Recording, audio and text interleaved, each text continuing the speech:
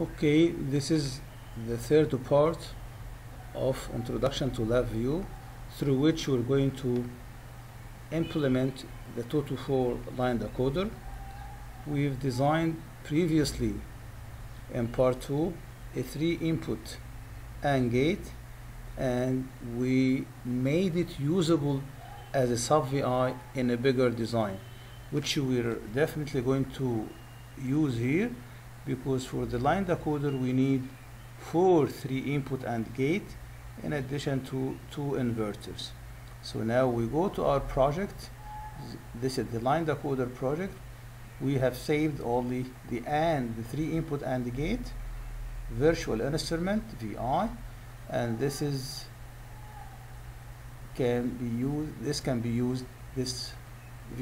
be used as a sub-VI in a bigger device. And as we see here, the name we given to this project line decoders by the LabVIEW, it is given an extension LabVIEW project, LVP ROJ. Okay, while any virtual instrument, any file we add to our design is given an extension VI for virtual instrument. Now we select a new VI, and as usual, okay, when you select a new VI, you will be popped up with 2 windows, one for the front panel and one for the block diagram. As a user interface, we start out with this front panel.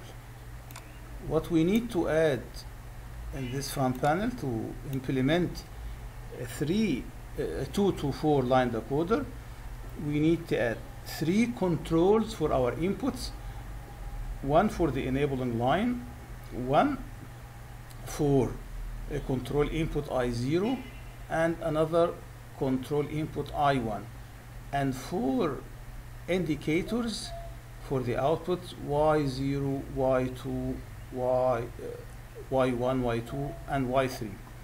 Okay, let's now select first the 3 controls. We go to the Boolean group of functions. We select a switch to be used as a control, as an input to control the input. The top switch will be named I1, the middle switch will be named I0, and the bottom one will be named E. So let's make this I1. Okay, we'll copy this switch and paste it here and name it I0. Okay, I0. We need to copy it one more time and paste it here, and we name this capital E for the enabling line. So let's now arrange this in a reasonable way, and as usual I like to select all of them, then flush them left and line them up, so they are all flushed left and lined up. Okay, done now with the 3 controls, one for the enabling and 2 for controlling the input of the line decoder. So we'll have 4 different combinations. This is why we need to add 4 different indicators to indicate what each of the outputs would be when we select a specific combination of I0 and I1. So we go back to our Boolean group of functions or symbols. We get a LED. This is the top one. We name it now Y3.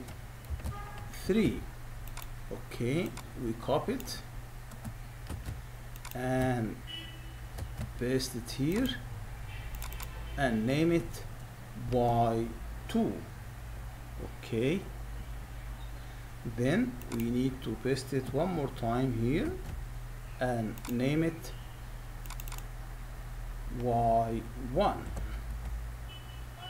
Alright, and the last time we need to paste it for the last one, which is y0.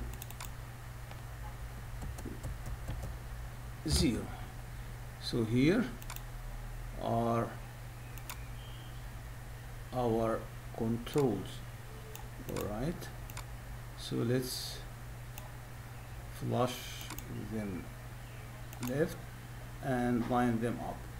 So these are now our controls. Okay, so this is our user interface. We have 3 control inputs and 4 indicators. 4 indicators, not controls. The inputs are controls and the outputs are indicator. Between controls and indicators, we need to add a circuitry here which converts whatever combinations we place at our outputs to a specific, at our inputs to a specific output. Okay, so now we'll have to go to the block diagram to add the circuit. First, arrange these controls, the 3 controls, I0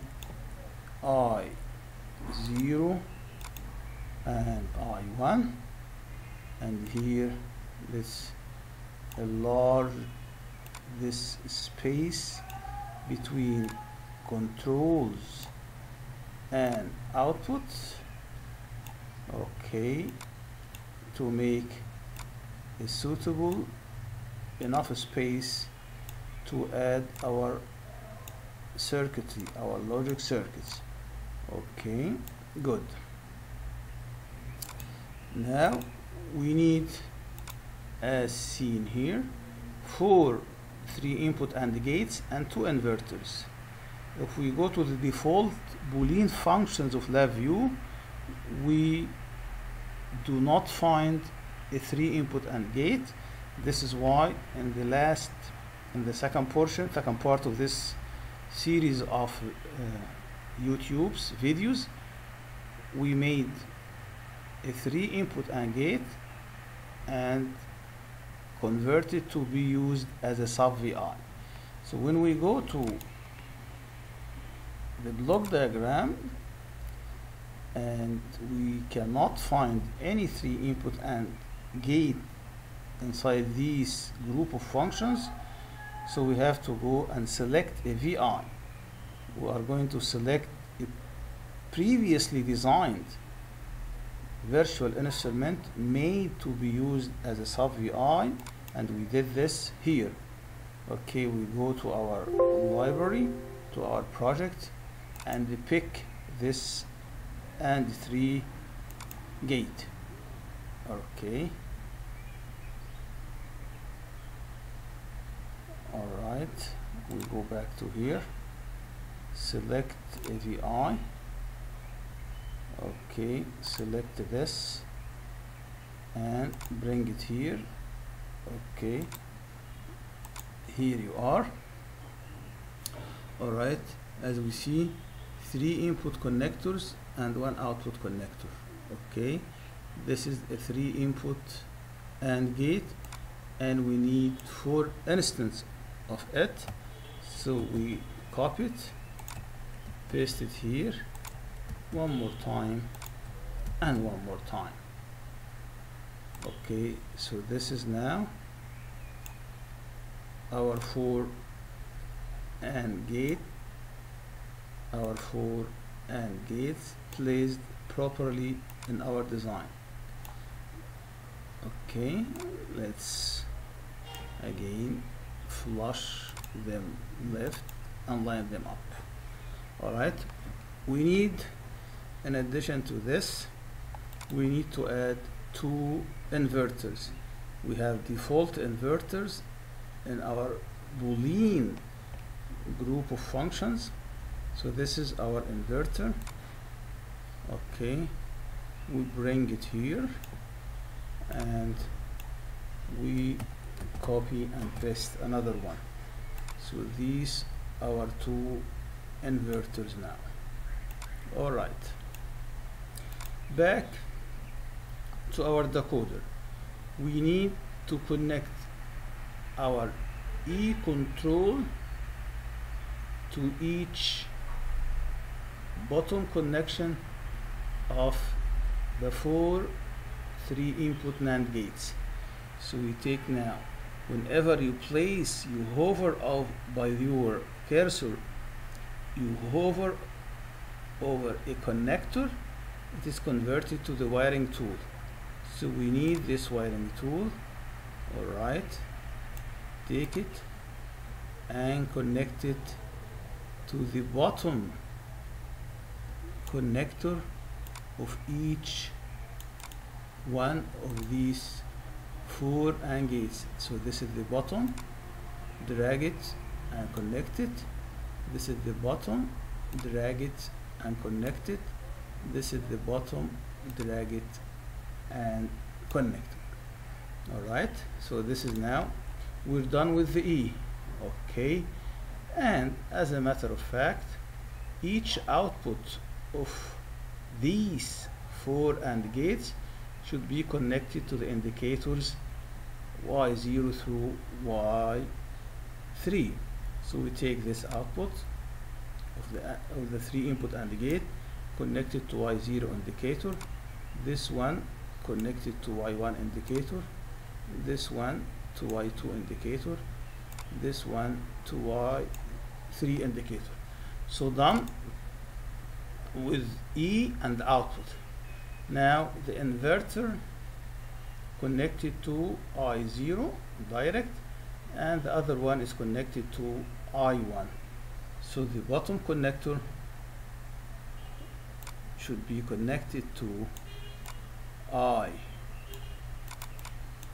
Okay, this is bad wiring.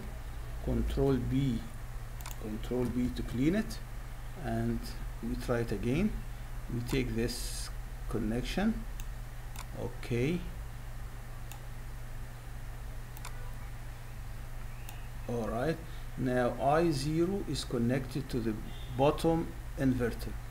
I1 try to connect it to the top inverter. All right, now done with I0 and I1.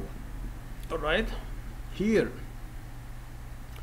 I0 is directly connected to the middle connector of I1 and the middle connector of Y3.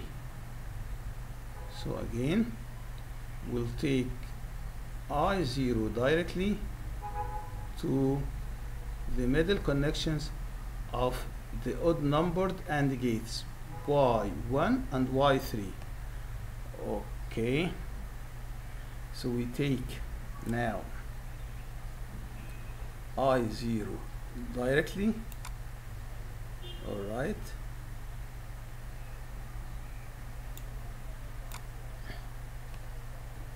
connect it now to the middle connection of Y3 and to the middle connection of Y1.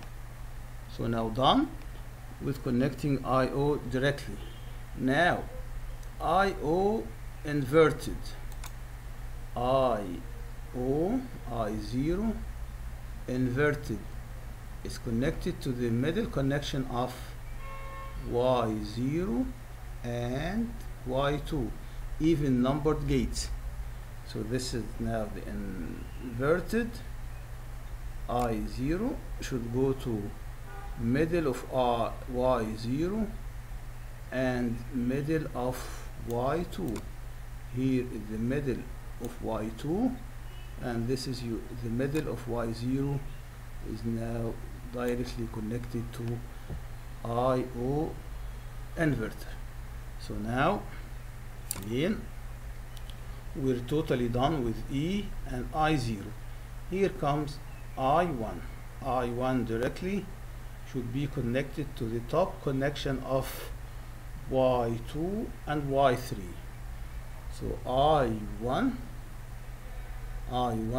directly should be connected to the top of Y3 and the top of Y2. So this is the top of Y3 directly connected to I1. This is the top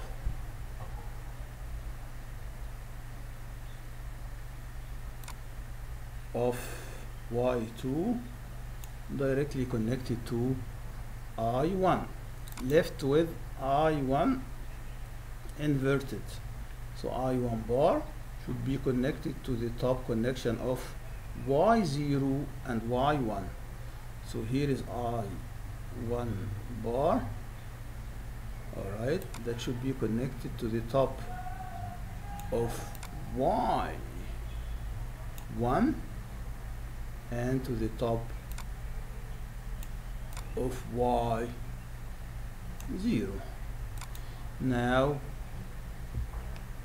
we finished connecting our circuitry or logic gates that ties your controls to your indicators. So if this is now correct and we know how this decoder operates, if you place a 0 in your enabling line, if you made it 0, regardless of your inputs to I1 and I0, the 4 output would be zeros, would be all zeros. But if you activate, you enable your decoder by placing 1 inside your E, making your enabling line 1s. It depends on the combination you place I0 and I1. If you placed 0 0, your Y0 will be turned on, 1 0, your Y1 will be turned on, and so on. So to check this and test it, we have to go to our user interface or our front panel. So let's run it continuously. When you run it continuously, your E is made 0. So regardless of the combination you place here, 0 0, 1 0, 0 1, or 1 1, your all 4 outputs would be zeros. For these controls to take part, you have to enable your design, your decoder. Once enabled, the combination here is 0 0. 0 0 meaning Y0 is on. If you make it 1 0, your Y1 is on. If you make it 0 1, your Y2 is on. If you make it 1 1, your Y3 is on, meaning your design is correct and complete. So here in this video, I've shown you how to design a combinational circuits. A representative of combinational circuits that picked up here is a 2 to 4 line decoder. The very same procedure we followed here can be followed to implement any combinational circuits regardless of how complex your circuit is.